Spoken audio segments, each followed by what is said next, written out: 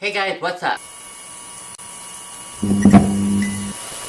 So today's video is going to be a story time video. I haven't done one of these in a while, so I kind of want to get back into story times. I love editing them, so I want to tell you about the crap customer service that we got when we were trying to stay in the Plaza Hotel in Las Vegas. So, to start the long story, we're gonna start off with booking the reservation in the first place. So, last year, when Casey and I got married, we stayed in the Downtown Grand Hotel on Fremont Street, well, near Fremont Street, and our friend stayed in the Plaza Hotel down at the end of Fremont Street on First Main Street. I like the Fremont a lot, I like the Plaza a lot more than the Downtown Grand, just the way it was set up and everything like that, so I suggested personally, it's my fault we went through this, but I suggested personally that, you know, hey, maybe we stay at the Plaza. I really liked it. They had a really nice pool. They had a really cool lobby. They have a McDonald's in the lobby. They have a Subway in the lobby. They're both 24 hours. It's like this chill place. I really liked it when my friend stayed there. It was the whole thing. So, we called them up and we're like, hey, we want to book a hotel room for such and such days and we want to stay in your hotel, obviously. There were 5 adults going with us on this trip, so we needed 2 rooms. So we asked for 2 rooms. Me and Casey were gonna have our own private room because it was gonna be Casey's birthday. That's why we were going to Vegas in the first place. And then my roommate and our 2 other friends who were going on this trip with us were going to be staying in the same hotel, same floor, but in a different room. That way Casey and I could have privacy for his birthday and they could just do whatever they wanted to do and not have to worry about interfering with anybody's plans. We had this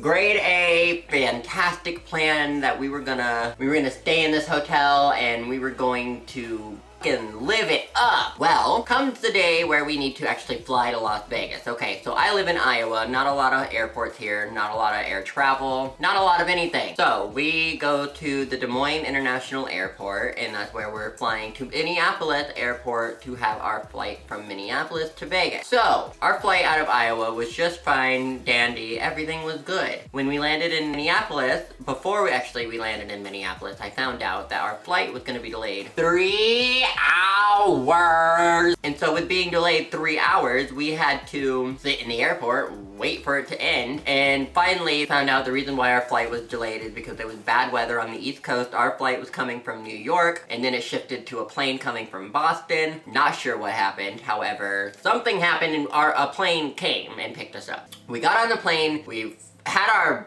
what basically turned into an overnight red-eye flight because we were supposed to leave at like 10 p.m., didn't leave till 1 a.m., and we landed in Vegas 3 hours past when we were supposed to. But we also landed in Vegas like 8 hours before when our booking was supposed to start. So here comes the problem. So we get to the Plaza Hotel on Fremont Street after we had landed. We're already irritated because our flight had been delayed 3 hours. We were just on a plane for 4 hours. We just had to go get our rental car, drive to the hotel, and figure this shit out. Well, we get to the Plaza and we're thinking, okay, you know, we're good. First off, I pull into the wrong parking lot to try and figure out where we're gonna park because last time I didn't stay at the Plaza, so I didn't have to park at the Plaza, so I didn't know where the parking was. Turns out, it's right next to the Greyhound station.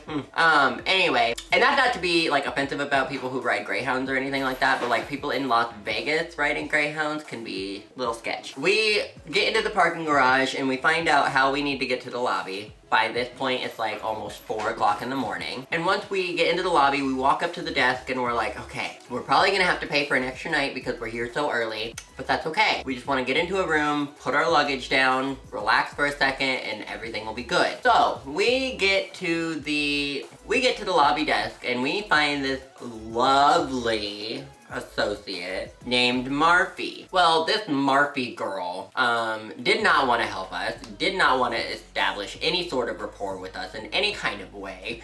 We were like, hi, we'd like to check in. She's like, we don't have a reservation for you. And I'm like, okay, that's weird. Because we called and we paid like $100 over the phone to reserve it. And she's like, well, let me look. And she's like, oh, well, your reservation actually doesn't start until tomorrow/later today. So we can't check you in under that reservation. So we're gonna need you to pay for a whole new room, a whole new resort fee, a whole new everything because you decided to check in 8 hours early. And we're like, okay, that's stupid. What are we paying for? Because she ended up listing out like 3 different things that broke down in like $170 worth of cost for this room that we were trying to book. When we were calling in the first place, our rooms were only like $70. Don't know how it ended up adding up to be what it was. But anyway, my friend had some cash that she wanted to use to put down on the room. And Marfie was like, oh no, we can't take cash. It's actually against company policy to take cash. And I'm thinking, okay, I know you're not like a Motel 6, and I know you're not like a Ridgeway Inn, but you would think that if someone's waving $100 bills in front of you, like, you would take the money. I mean, payment is payment, regardless of what it is. Maybe I'm just ignorant in hotel staying in that sense, because I usually stay in Airbnbs and I wish we would have been in an Airbnb. But irregardless, it's too late to fix the situation and remedy that now. So Marfie's like, well, it's against company policy. We can't accept cash. And so we're like, well, can you talk to a manager, or can you bring a manager out here? That way we can talk to them and maybe try and get this situated. And she's like, well, the manager probably won't come out here, but I'll go talk to him.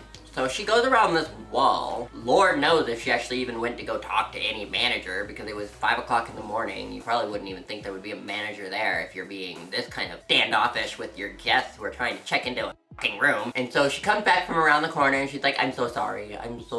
He said we cannot approve the transaction.